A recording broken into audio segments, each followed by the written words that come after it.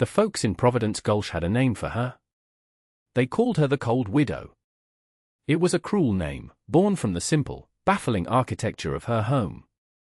Perched on the stony slope overlooking the town, Agnes's dwelling was an affront to common sense. Every other cabin in the valley, from the blacksmith's sturdy lodge to the trapper's lean-tos, proudly thrust a stone chimney toward the unforgiving Montana sky. A chimney was a declaration of life, a signal of warmth, a promise of supper and survival. Agnes's cabin had no chimney. It had no stove that anyone could see, and no woodpile stacked against its walls. Instead, her home was built low and deep, dug into the earth itself, with a thick sod roof that blended into the hillside until it looked more like a burrow than a home for a human soul. In the summer, the children would dare each other to run across her roof, and in the winter, the men gathered at the general store would shake their heads and chuckle. "That woman aims to freeze herself solid," Mr. Davies, the store owner, would often say, his voice booming with the certainty of a man who sold iron stoves for a living. "Mark my words, when the first real blizzard hits, we'll be chip-pink her out of that ice cave come spring." The town would laugh, a comfortable, unified sound that bonded them against the strangeness on the hill. Agnes paid them no mind. At 34, her face was already etched with a quiet sorrow that held no room for the town's petty judgments. She had arrived 2 years prior, a solitary figure with eyes that seemed to look straight through you, carrying the deed to the most unforgiving patch of land in the Gulch. Her husband, she had explained once to the pastor and never again, was gone. The town filled in the rest of the story with their own grim imaginations. But it was her subsequent actions that truly baffled them. Instead of hiring men to raise a proper log cabin, she'd spent months with a shovel and pick, digging into the slope like a badger. She hired 2 strong boys only to help her haul thick timbers for internal bracing and flat stones for the floor, and then sent them away. The result was this silent, smokeless home that defied every principle of frontier living they held dear. She was a puzzle they had no interest in solving. It was easier to mock her. They watched her tend her small, wind-battered garden, her shoulders straight, her movements deliberate. They saw her walk the ridgeline in the evenings, a lone silhouette against the fading light. She was alone, entirely and utterly, a fact that both unsettled and reassured them. Her solitude confirmed her strangeness. It made her an easy story to tell, a cautionary tale for their children. But as the autumn of 1885 bled its color from the aspen groves and the wind began to carry the scent of ice from the high peaks, a different kind of story was gathering, one that Providence Gulch was not prepared to read. The air grew thin and sharp, and the sun, when it appeared, offered a pale, watery light that held no warmth. The deer moved down from the high country in nervous herds, their coats thick and heavy. The old trapper sniffed the wind and muttered about a winter that would have teeth. In town, the sound of axes echoed from dawn till dusk as woodpiles grew into small mountains. Smoke plumed from every chimney, a fragrant haze of pine and hickory that settled over the Gulch like a blanket of security. Up on the hill, Agnes's home remained still and silent. She wasn't chopping wood. Instead, she was clearing the narrow, stone-lined channels that ran down from the higher slope toward her home, ensuring they were free of leaves and debris. She packed fresh clay into the seams of her thick wooden door and sealed the hide-covered openings that served as her only windows, leaving just a tiny peephole in each. Mr. Davies watched her one afternoon through his spy-scope, a novelty item he kept for tracking distant game. "Look at her," he called to a customer, a younger man named Thomas Gable. "Putting the mud on her door like a child marking a pies. That ain't gonna stop the frost." I tell you what. Thomas's wife, Sarah, stood nearby, holding their small daughter. She watched Agnes for a long moment, a flicker of something unreadable in her eyes. It wasn't pity, not exactly. It was a kind of hesitant curiosity. She saw not madness, but method. She saw a woman working with a focus so intense it was unnerving, as if she were preparing for a war only she could see coming. Sarah Gable didn't laugh with the others. She simply pulled her daughter's coat tighter and held her close, a sudden, inexplicable chill running down her spine that had nothing to do with the biting wind. The general store was the beating heart of Providence Gulch, and in the weeks before the first snow, that heart beat with a rhythm of anxious preparation and boastful confidence. The big pot-belly stove in the center of the room glowed a dull cherry red, a bastion against the creeping cold. Men stood around it, their hands outstretched, their talk loud and full of winter lore. They spoke of past blizzards, of snowdrifts that buried fences, of cattle frozen standing in the fields. And inevitably, the conversation turned to the strange woman on the hill. It was here, in the warm, masculine fug of coffee and wood smoke, that the name the Cold Widow was truly forged. "My missus says she saw her collecting moss the other day," one man said, spitting a stream of tobacco juice into the brass spittoon. Packing it into the walls of that dirt mound of hers. A round of laughter followed. "Moss!" Mr. Davies boomed, slapping the counter for emphasis. "She'll need more than moss to keep the reaper from her door. A woman alone, no fire, it's a sin against nature is what it is." He looked around the room, his audience captive. "She's proud. Too proud to admit she built herself a tomb instead of a home. When she comes begging for firewood, and she will, I'll be charging doubles." The men nodded in agreement. It felt right. It felt just. Her foolishness deserved a price. Just then, the bell above the door jingled, and a gust of frigid air swirled inside. Agnes stood in the doorway, a canvas sack in her hand. The room fell silent. Every eye turned to her.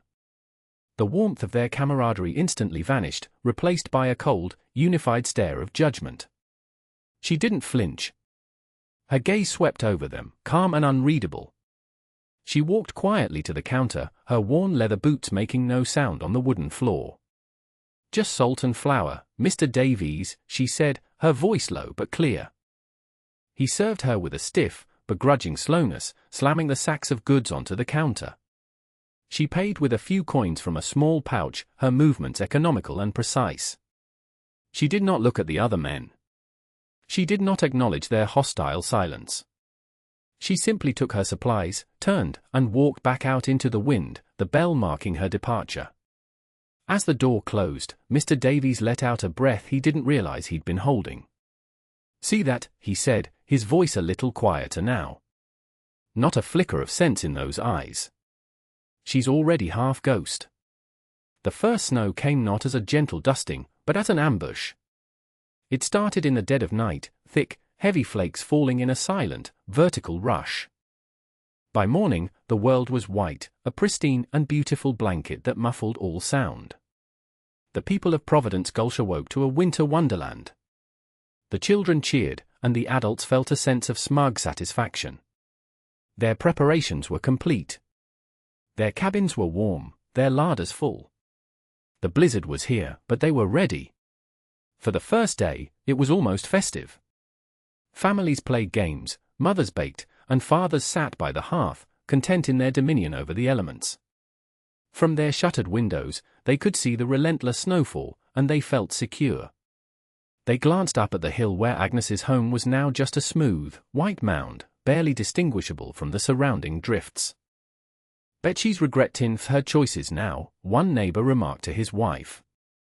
Poor soul, the pity was shallow, a self-congratulatory emotion that made their own fires feel warmer, their own wisdom brighter. But as the day wore on, the character of the storm began to change. The wind began to howl, a low, predatory moan that grew into a shrieking gale. It picked up the fallen snow and hurled it horizontally, scouring the landscape. The beautiful white blanket became a blinding, churning chaos. The temperature, which had been cold, now plummeted into a realm of brutal, life-stealing frost. The very air seemed to crystallize. The fight had begun. Inside their sturdy log cabins, the families of Providence Gulch began to feel the true power of the storm. The wind found every crack, every seam in the chinking, sending knives of cold deep into the rooms. The single-pane openings, covered only by old hides or thin canvas, frosted over, then became coated in thick, opaque ice. The world outside vanished behind a wall of white. The only reality was the circle of warmth around the stove, a circle that seemed to be shrinking with every passing hour. By the second day, the festive mood had curdled into a grim, anxious silence. The wind was a constant, deafening roar, a physical pressure against the walls of their homes. The snow was no longer falling, it was simply there, a swirling vortex that erased the sky and the ground. The most alarming realization was the rate at which they were burning through their wood. The stoves, which normally required a log every hour or so, now demanded to be fed constantly. The furious draft created by the wind and the intense cold sucked the heat up the chimneys almost as fast as it was generated. Woodpiles that were meant to last a week were half gone in a day. Mr. Davies, in his large, well-built home behind the store, felt the first stirrings of genuine fear. He had boasted of having the biggest woodpile in the Gulch, but he was feeding his massive iron stove with a desperation that shocked him. His wife and 2 young sons were huddled near it, wrapped in every blanket they owned, their faces pale in the flickering firelight. "Is it supposed to be this cold inside, Pa?" his older son asked, his teeth chattering. Davies forced a smile. "Just a big storm, son. We're safe here," but he wasn't sure he believed it. The cold was a presence. It was an active, invading force that pushed against their circle of light and warmth. Meanwhile, 300 yards up the hill, inside the mound of earth and snow, Agnes was calm. The fury of the storm was a distant, muted roar. Here, buried in the hillside, the wind could not touch her. The thick layers of sod, moss, and packed earth, now covered by a 6-foot insulating blanket of snow, held the stable, gentle temperature of the deep ground. The air was still and silent. The only light came from a single, steady oil lamp, which cast a soft glow on the smooth, hard-packed earthen walls. There was no fire, but it was not cold. The air was cool, but not frigid. It was a survivable, constant temperature, free from the violent, life-draining fluctuations of the world outside. She sat on a simple wooden stool, mending a tear in a canvas coat, her movement slow and methodical. She was not warm in the way the townspeople understood it. She was not fighting the cold. She was simply existing within it, in a shelter designed not to defeat the winter, but to ignore it. On the morning of the 3rd day, the wind died. An eerie, profound silence fell over Providence Gulch, broken only by the settling groans of cabins under an immense weight of snow. The temperature, no longer agitated by the wind, dropped to a level that was terrifyingly absolute. It was a cold that froze breath in the air and made exposed metal stick to flesh. It was a cold that killed. Inside the gable home, the fire in the small stove had gone out during the night. Thomas had burned their last log at midnight. Now, the family was huddled together under a mountain of bedding, their breath pluming in the frigid air of their own home. Their little girl was shivering uncontrollably, her lips tinged with blue. "We have to do something," Sarah whispered, her voice tight with panic. "We'll freeze. We'll all freeze." Thomas's face was a mask of despair. "There's nothing to burn, Sarah. The woodpile is buried under 10 feet of snow. I can't even get the door open." A similar scene was playing out across the Gulch. Fires were dying. Hope was dying. The triumph of their preparation had become a fatal trap. In the general store, Mr. Davies stood staring at the last few logs beside his silent, cold stove. His bravado was gone, stripped away by the raw, elemental fear for his family. He had failed them. His pride, his certainty, his mockery of the woman on the hill, it all amounted to this, a freezing room and the pale, frightened faces of his children. It was Sarah Gable who said it first. Her husband had managed to force their door open a crack, only to be met with a solid wall of snow. Shouting, he'd eventually managed to get the attention of his neighbor. Soon, a small, desperate network of communication was established between the buried houses. The news was the same everywhere: no fire, no hope. "What about her?" Sarah's voice was barely a whisper, but it cut through the despair. "The widow." Agnes, Thomas looked at her, uncomprehending. "What about her?" "She's likely, she must be." He couldn't finish the sentence. "Her house has no chimney," Sarah insisted, a frantic urgency in her tone. "She doesn't need wood." Maybe she's all right." A long silence followed. The idea was absurd. It defied all logic. But their logic had led them to this frozen end. The absurd was all they had left. The decision was made out of sheer, animal desperation. Mr. Davies, his face grim and humbled, agreed to lead the attempt. It was a suicide mission, perhaps, but staying put was a slower, colder form of the same fate. Armed with shovels, he and Thomas Gable, along with 2 other men, began the agonizing process of tunneling out of their own homes and then trying to forge a path toward the hill. The snow wasn't soft and powdery, it was packed hard by the wind, dense and heavy as sand. Every shovelful was a monumental effort in the oxygen-thin, brutally cold air. Their lungs burned. Their muscles screamed. The world was a blinding, uniform white, and the only landmark was the slight upward slope of the ground. They moved like dying men, driven by the images of their freezing families. It took them nearly 2 hours to cover the 300 yards to where they thought Agnes's home should be. They found nothing but a vast, rolling expanse of snow. For a heart-stopping moment, they thought it was gone, completely buried, that she had been entombed alive. "It's no use," one of the men gasped, collapsing into the snow. "She's gone. We're done for." But Davies, his eye scanning the landscape, saw something. A small, dark circle, no bigger than a dinner plate, protruding from the snow.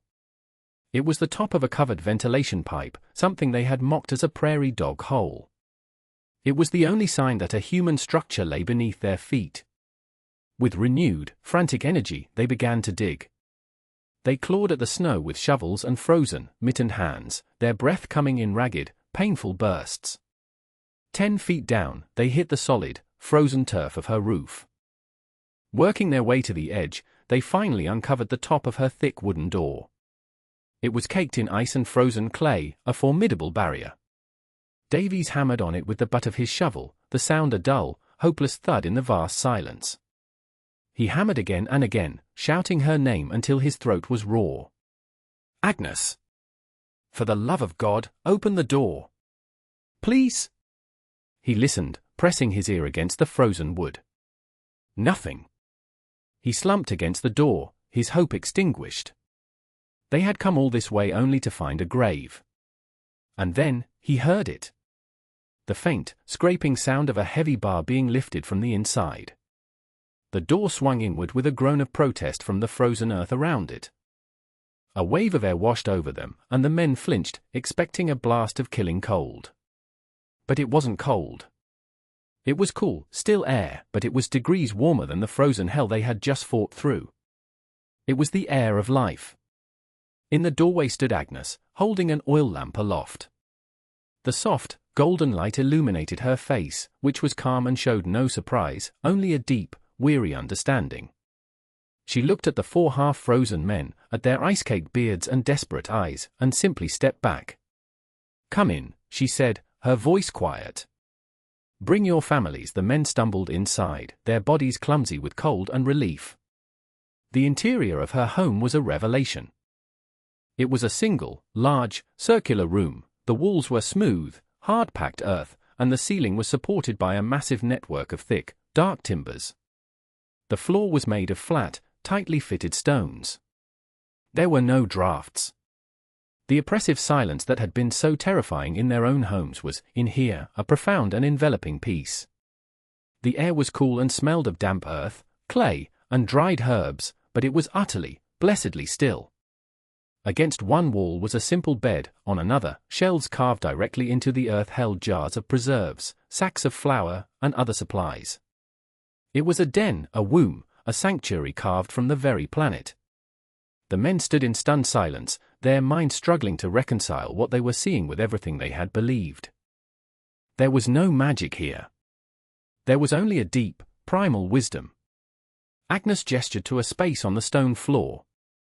"They will be safe here. The ground holds its warmth. Go and get them." Quickly Davies looked at her, his throat thick with an emotion he couldn't name. It was shame, gratitude, and a staggering awe, all mixed together. He could only nod, a broken, jerky movement, before turning to lead the others back into the white fury to rescue their families. Over the next hour, a slow, frozen procession made its way to the house on the hill. Men carried children wrapped in blankets, their faces numb with cold. Women stumbled through the snow, their eyes wide with fear and wonder. One by one, Agnes welcomed them into her sanctuary. Soon, the stone floor was filled with the huddled forms of nearly 30 people, the entire population of Providence Gulch. The children, thawing out, began to cry, and the low murmur of hushed, grateful voices filled the earthen room. Agnes moved among them, handing out dried apples and pouring water from a large clay cistern. She said little, her action speaking with a quiet, powerful grace that shamed them all. It was Sarah Gable, sitting with her daughter now sleeping soundly in her arms, who finally asked the question on everyone's mind. "How?" she whispered, looking up at Agnes. "How is it warm in here?" Agnes sat down on a stool, the lamp illuminating the tired lines on her face. "It is not warm," she corrected gently. "It is stable. The earth, deep down, does not freeze. It holds a constant temperature. This home uses the earth itself as a blanket against the wind and the air. The heat it has comes from us, from our bodies, and from the lamp. It is enough, because the cold cannot get in to steal it." She paused, her gaze distant, as if looking at a memory. "My husband, Matthew, was an architect. He read old books. He studied the ways of the ancestral Puebloans, people who lived in cliffs and underground. He knew that a chimney is also a hole. It lets the heat out as fast as it lets the smoke out. He believed there was a better way to live with the land, not just on it." Her voice faltered for a moment. "There was a storm, for years ago. Not as bad as this. Our old cabin, a proper cabin with a fine stone chimney, caught fire. A spark from the hearth. The blizzard winds turned it into an inferno in minutes. I got out. He did not." The room was utterly silent. The story hung in the air, a devastatingly simple explanation for everything. The mockery, the jokes about her dirt hole, it all curdled into a thick, collective shame. This wasn't eccentricity. This was a memorial. This was a promise to a dead man that his wisdom, and his life, would not be wasted. Davies, sitting with his family against the far wall, finally found his voice. It was a raw, broken thing. We called you the cold widow," he choked out, the words tasting like ash in his mouth. "We mocked you. I said you were digging your own tomb." He looked at her, his eyes shining with unshed tears. "We were the fools, Agnes. We were the ones digging our own graves. You have saved us all." The blizzard raged for 2 more days, but inside the earthen home, the people of Providence Gulch were safe. They shared their stories in hushed tones, they shared what little food they had brought, and they watched Agnes with a reverence usually reserved for a holy woman. She was no longer a strange outsider, she was their anchor. She showed them how the ventilation shafts could be adjusted to allow fresh air in without creating a draft, a simple, ingenious system Matthew had designed. She explained how the thick sod roof absorbed the meager warmth of the winter sun and slowly released it downwards. They were living inside an idea, a testament to a love and a loss so profound it had literally reshaped the earth. When the storm finally broke, the sun that greeted them was blinding. It shone down on a world transformed, a landscape of immense, sculptural drifts and glittering ice. The sky was a clean, brilliant blue. As the townspeople emerged from Agnes's home, blinking in the bright light, they saw their own cabins nearly buried, their chimneys standing like lonely, useless gravestones. The path they had forged to her door was the only sign of their desperate journey. No one was in a hurry to leave. They helped Agnes clear the snow from her doorway and her vents, their movements respectful and careful. Mr. Davies, without being asked, organized the men to begin the long, arduous task of digging out the town. But their perspective had shifted. They were not digging their way back to safety, they were digging their way out of a prison of their own making. The name Cold Widow was never spoken in Providence Gulch again. From that day forward, she was known only as Agnes, and when people spoke her name, it was with a tone of quiet respect. They no longer saw a strange woman in a dirt hole. They saw the keeper of a deeper wisdom, a woman who had turned her greatest tragedy into a shelter for them all. The following spring, 3 more families began digging into the hillside, their cabins modeled after Agnes's design, with her quiet guidance. The skyline of the Gulch began to change, the proud, smoking chimneys no longer the only symbol of survival. A new one had emerged, the silent, greening roof of a home that drew its strength not from fire, but from the steady, enduring heart of the earth itself.